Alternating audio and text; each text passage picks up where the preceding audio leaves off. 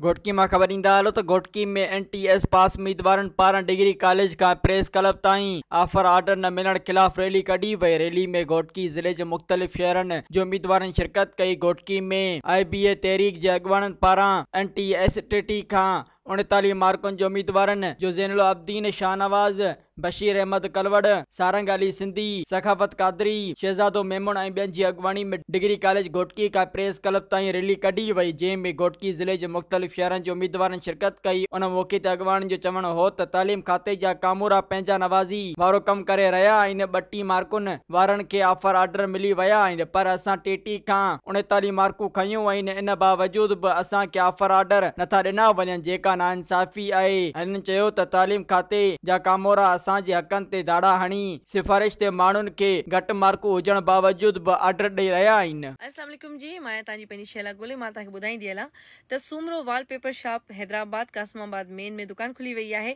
ऐं राब्ते जे लाइ रांझण अली सूमरो। जीअं तव्हां पंहिंजे घर में वॉलपेपर्स वग़ैरह लॻायो था या डेकोरेशन जो खोड़ सारो कमु करायो था त यकीनन नंबर ते तव्हां राब्तो। मज़ीद ख़बरनि ऐं तफ़सीलात लाइ विज़िट कयो असांजी वेबसाइट www.awamiNewsHD.com ऐं ॾिसंदा रहो अवामी न्यूज़ HD।